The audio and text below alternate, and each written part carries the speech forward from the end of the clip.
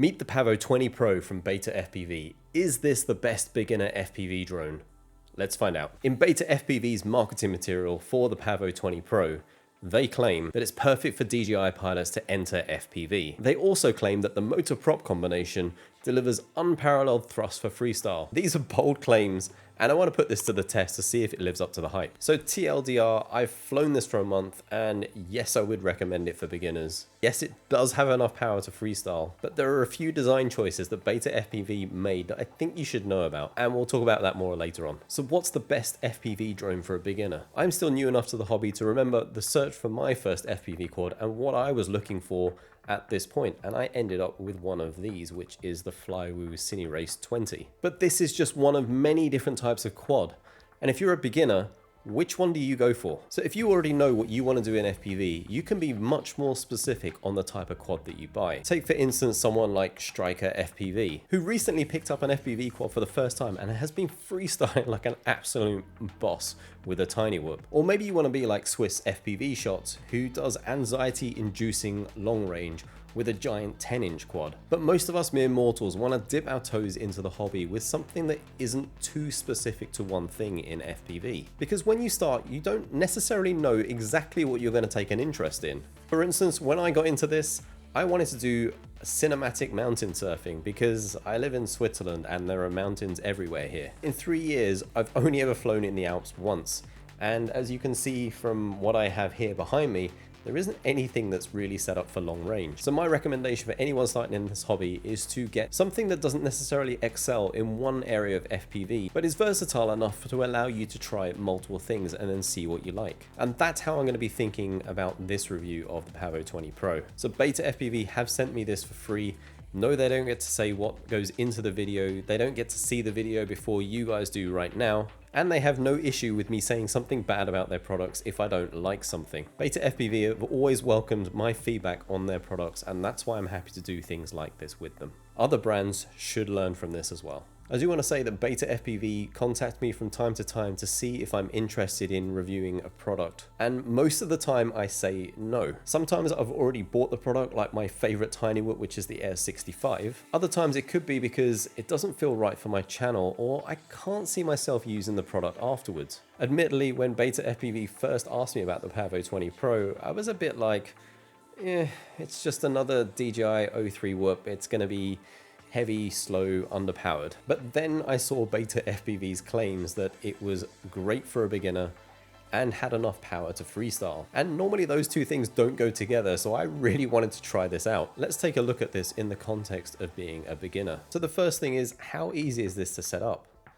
Getting it up and running is simple, but it's not just about taking it out of the box and binding it to your goggles and radio. It's about 80% built, and you just need to add the DJI O3 air unit and camera, which is kind of just plug and play, and also about 8 screws. So this, to me, is kind of easy enough for any beginner, and it comes with the added bonus that you can brag that you built your first quad. And with the whole thing weighing under 250 grams, you'll avoid a lot of restrictions in most countries. Straight out of the box, this thing is surprisingly smooth and powerful. Honestly, as soon as I took off, I was surprised that this has way more power than I expected for a DJI mini whoop. It's not twitchy either. It flies pretty smoothly on the stock tune, and I'm not even using my personal rates here. This is straight out of the box. The only caveat here is that if this is your first quad, that throttle response might be a little bit too much for a complete beginner. You might want to lower the throttle limit to about 80% to start with until you get the hang of it. Now, these mini whoops are typically really bad at handling wind, and they're noisy as well. And I was concerned about flying this in the wind, and it has been very windy here recently, but it does pretty well for a sub 250 gram whoop. It does still get blown around, and you can see this in some of the video. Like, I wanted to do a run through the trains here, and the wind that day was about 20 miles per hour, so you can see it moving to the side all of a sudden. But I have to mention the noise. It is not the loudest, but it does have a high-pitched whine that all mini whoops have, and it might annoy people nearby. But once you're about 15 to 20 meters away from the quad, you don't really hear it at all. Something that stopped me from recommending the Pavo Pico for beginners was the durability. And when I took this out of the box, you could feel that this was built much better. It was much sturdier. The plastic they've used in this is a little bit more robust. I've crashed this a few times, mostly because I keep forgetting the battery is a bit larger than what I'm used to underneath, and I tend to fly close to the ground. So that's kind of on me, but so far it's held up really well. And some of those crashes were pretty bad, but this is still in one piece. And if you're new to FPV, you are going to crash a lot, so you're going to need something that's going to be able to take hits. On the topic of crashes, durability means that you're not going to be constantly fixing the quad. But the other is how easy it is to repair when you eventually need to. Because, again, if you're new to FPV, unfortunately, you're going to have to repair your quad at some point because they all break. Now, I've repaired and built loads of quads. Some are really easy, others are an absolute pain in the ass, and I hate doing it because you have to remove everything off of the quad just to get to something. Luckily, this is built with ease of repair in mind. The ducts and canopy are likely the first things that will break eventually, but they're attached by a few screws and can be swapped out easily. Although they're unlikely to be damaged on a whoop because of the prop guards, sometimes you do break motors. With the Pavo20 Pro, there is no soldering. You just unplug the broken one and then plug the new one in and bolt it back on. So it ticks a lot of boxes, and you might be an FPV beginner now, but is this going to be able to grow with you, or are you going to grow out of this very quickly? The Pavo20 Pro has really surprised me. It is like that Swiss Army knife of quads. While I wouldn't choose it over my dedicated freestyle builds, if this was the only quad I had with me, I'd still send it. It's pretty versatile, and that makes it a great option for beginners that want to explore different flying styles. Now let's talk about the price.